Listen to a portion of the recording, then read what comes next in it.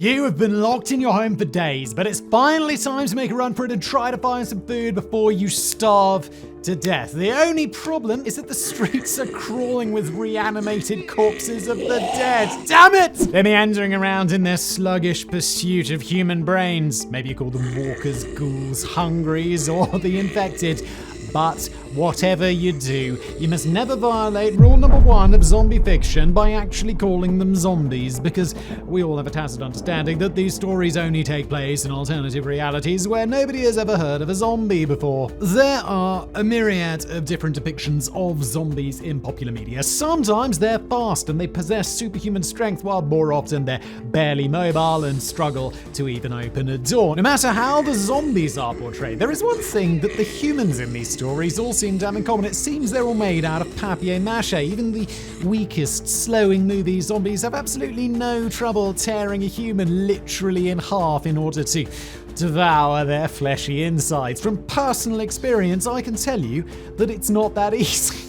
That is a joke, FBI. After all, who needs scientific accuracy or narrative consistency when you can thrill the audience with lots and lots of blood? Yes, nothing as thrilling as a Saw movie, is there? So, I mean, it's more just disgusting. So, is any of this remotely possible? And how do Resident Evil's not actual zombies compare to other portrayals from the standpoint of scientific plausibility?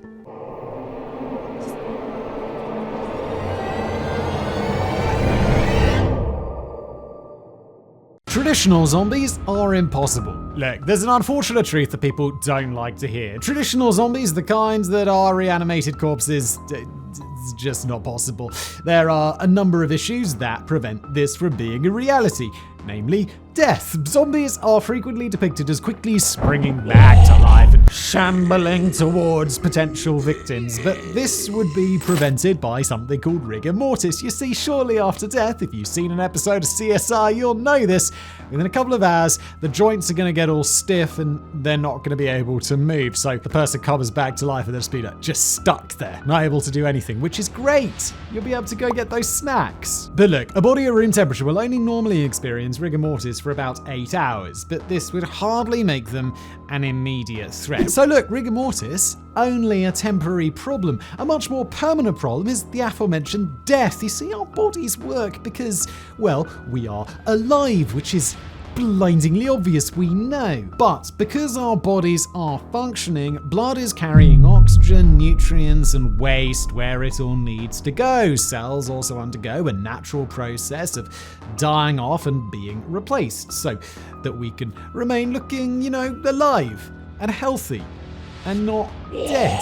Now, once a person dies, all of this stops and decay sets in. This could be delayed if the zombies all have the foresight to stop by a funeral home to get embalmed before going on a murderous rampage, but even that wouldn't be terribly effective. People generally have a misconception on just how effective embalming is, often believing that it stops decomposition and decay for decades, but yo, that ain't true.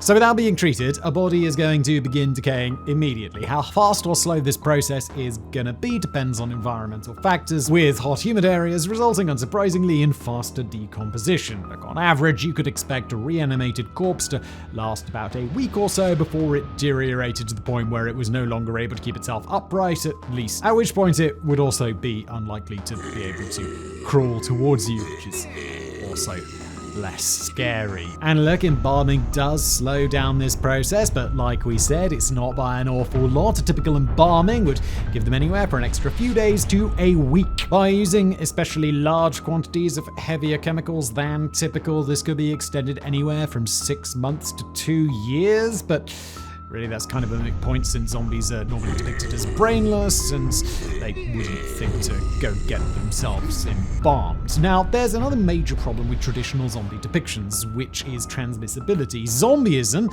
is usually transmitted person to person via a bite from the infected. This is probably the least effective possible method for transmitting disease on a large scale. Even being sexually transmitted would prove to be more effective, as there's undoubtedly enough fetishists out there who would keep the zombie plague going for longer than unsolicited bites from slow-moving corpses. In the event of a classic zombie outbreak where the dead come back to life, all we'd need to do is stay inside for a week until the zombies decayed enough to be helpless, and boom, job done, movie over. Easy. Or, if you don't want to stay inside for a week, that sounds bloody inconvenient, to be honest, we could just quarantine or shoot all the zombies. We could also evacuate the area. Look, no matter what method we choose, it would all be over in a couple of weeks. Kind of when COVID came out, they were like, it'll be over soon, except with zombies.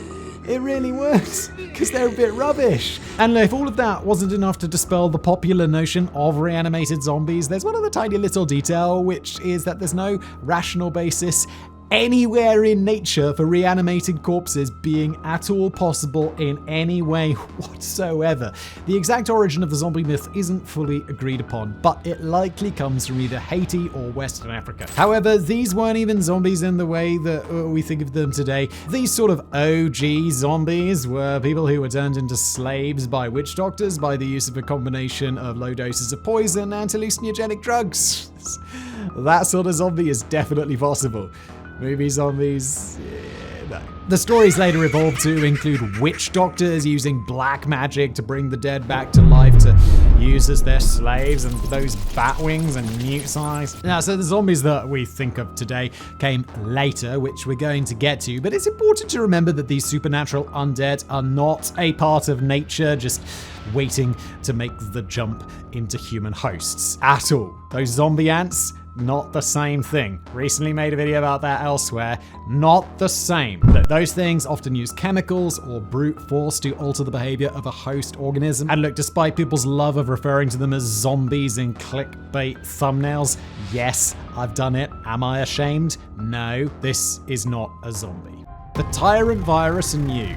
The zombies in Resident Evil are different than other depictions of zombies because these creatures aren't actually zombies. They're living humans that have been infected with the tyrant virus or T-virus. Now, if you're thinking, hold on a minute, I distinctly remember zombies crawling out of graves in Code Veronica. Well, you're absolutely correct, you massive nerd. However, the official explanation is that they were people who were mistaken for dead and buried alive, and Resident Evil zombies continue to be living people, not the living dead. So, the T-virus was originally developed by the Umbrella Corporation as a means to eliminate the need for conventional warfare by creating a highly contagious disease with a 100% mortality rate.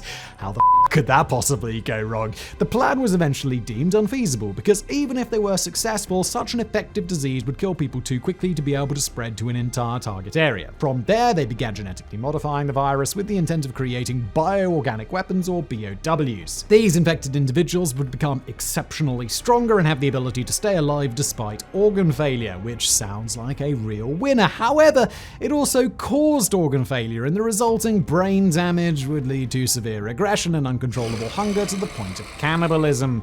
Brilliant. The organ failure would also lead to necrosis, giving the decayed look that we've come to expect from zombies. Later experimentation focused on making the BOWs maintain their intelligence or gain abilities like the power to discharge electricity in an attempt to create super soldiers. More specifically, they were trying to find a way to effectively eradicate the 10% of people that were naturally immune to the T-virus and thus wouldn't be killed by the initial wave of infection. Of course. Now look, once we start talking about humans summoning lightning into their fingers and shit like that, look, we are moving far away from just science in science fiction and just well into the realm of science fiction, maybe fantasy, possibly. It's fantasy. So look, today we're going to be focusing on the original variant of T-virus. A T-virus infected but still living human seems much more plausible than a reanimated corpse, but it is still, it's less of a stretch, but it's still a stretch. There's no doubt that viruses can cause organ failure and necrosis. They do that all the time. But what about the rest of the symptoms? Now look, if we're no longer requiring that zombies actually be undead, and we have to because that just doesn't work, as we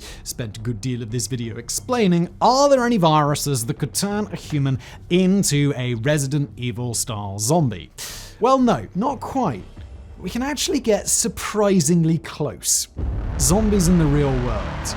Alright, now what we're going to do is we're going to split up the symptoms of zombieism into things that can and things that can't actually happen. And once we eliminate all the things that are impossible, we'll see if there are any viruses in nature that can cause the remaining symptoms. So first of all, let's talk about what is impossible. There is no evidence that a virus could make anyone physically stronger, at least not in the short term. Recent research does suggest that the reason why we and other mammals are able to build muscle mass the way we can is the result of proteins in the placenta that resulted from retroviruses, but, well, that all happened 30 million years ago. And fun aside, it's also believed that viruses are the reason that we actually have memory. How crazy is that? But there are no viruses out in the wild that make people instantly smarter either, we're sorry to tell you. A virus is also not going to allow your body to operate without necessary organ function. There is no magic virus that will replace your spleen. That part should be pretty clear. We have organs for a reason.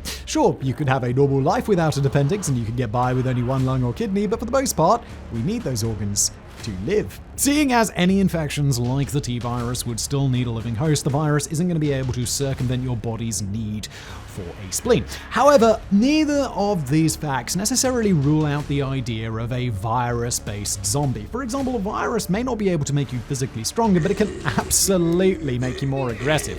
Such fearless aggression can easily be mistaken for increased physical strength by someone on the wrong side of said aggression, especially if the virus is also blocking out your pain response. Also, totally possible, crazily enough. The virus shutting down vital organs, perfectly reasonable as well. It won't be able to force your body to function without them, but you could keep going for some amount of time while your organs were beginning to fail before you actually died. Now, this isn't going to cause the ghastly and necrotic appearance of a zombie as it's experienced in Resident Evil, but that's okay. There are plenty of diseases that can cause gangrene and necrosis, and this is more likely to start in the extremities. So it'd be person's fingers, their toes, and possibly their nose that turn black and decay rather than chunks of teeth or shoulder flesh falling off, but it's still decay, so we are going to count it. Next is that cannibalistic hunger. There aren't any actual viruses that specifically cause cannibalism. You'd have probably heard about that but causing hunger is extremely common of any infection. When you're sick, your body's metabolism ramps up as it needs to expend more energy to fight off the infection. So unless loss of appetite is a specific symptom of either your illness or your medication, being extra hungry is both to be expected and a good thing for your immune system. But look, this hunger isn't suddenly going to make you want to order some human flesh or brains, but look, we can work around that. In addition to ramped up aggression, viruses can have other neurological symptoms. One of these possible neurological effects is to make a person just a little bit bitey. Viruses love to spread, so if a virus is spread by bites, then it's going to program your brain to want to bite people. How insane is that? Now look, most zombies, including the majority of those created by the T-virus, are the slow-moving kind. This is another symptom that could easily be caused by a virus, as viruses are capable of inducing partial paralysis that would result in slow, stilted movements. Depending on what parts are victim to the partial paralysis, speaking could be difficult, which could result in zombie-like moans. Now, a more likely way that a virus could cause speech difficulties is by causing severe cognitive damage, especially turning the person into essentially a mindless zombie. So, a more likely way the virus could cause speech difficulties is actually by causing severe cognitive damage, essentially turning a person into a mindless zombie. So, well, that should cover all of our bases, right? We need a virus that ramps up aggression, makes the victim want to bite others to spread the disease, causes partial paralysis to give us that nice zombie shambling effect, debilitating cognitive decline, and a little bit of gangrene thrown in for that real zombie aesthetic. So, is there a single virus that could cause all of this? Well, take away the gangrene, and the answer is not only yes, but it's generally regarded as the basis for the modern zombie. You probably already figured it out for yourself right now, but a disease that causes aggression, spreads by biting, and absolutely destroys a person's brain? That's right, we're talking about the absolute horror fest that is rabies. Could the zombie apocalypse happen? So look, there may not be any reanimated corpses, but from what we know, the closest that we could get would be a rabies pandemic. Currently, this wouldn't be possible. Rabies is pretty rare in humans, and it has an incubation period of 20 to 90 days. Seeing as we can treat rabies so long as the symptoms haven't started yet, that's a pretty big window of time to work with. Biting is not a terribly efficient means of spreading either, so even when a person does manifest symptoms, they are unlikely to have the opportunity to infect others. However, it wouldn't take much for all of this to change. All that needs to happen is for the disease to become more transmissible and the incubation period to dramatically decrease. A lower incubation period where people were becoming rabid in minutes or hours rather than weeks or months would go a long way. But it's still unlikely to be enough. To truly have the chance to spread to pandemic levels, the virus is going to need to become airborne. Should a new strain of rabies ever emerge that can both travel up the nervous system to the brain faster and be transmitted through the air instead of simply by bites, well then hold on to your ass, because we're going to have the closest thing possible to a zombie apocalypse ever on our hands. As a fun side note here, in biologist circles, rabies is airborne is regarded as one of the most terrifying phrases imaginable. But luckily, there's a plan for this. The United States Department of Defense Strategic Command Unit has a plan called Plan 8888, also known as the Counter-Zombie Dominance. This document is available online and it comes with 2 disclaimers. The first disclaimer is that Plan 8888 was created as a training exercise of the Department of Defense Joint Operational Planning and Execution System, or JOPES, using a fictitious zombie apocalypse. The reason they chose this was so that the officers undergoing training could design a plan for JOPES without having to rely on classified information or contentious real-world events. Gotta admit, it's kind of a clever idea. However, the second disclaimer is that the plan was not designed as a joke. It was a serious and thoroughly detailed plan to deal with any possible form of zombie apocalypse. Not only does it deal with pathogenic zombies, the types caused by viruses like we discussed today, it also deals with evil magic zombies, space zombies, vegetarian zombies, and even zombie chickens, because why the f*** not? So while there might be a virus that could essentially create zombies like in Resident Evil with only a few tweaks to make it spread more easily, the government already has a plan for that, and we can all sleep easily knowing that no government anywhere in recorded history has ever let its citizens down. We'll all be fine. Right?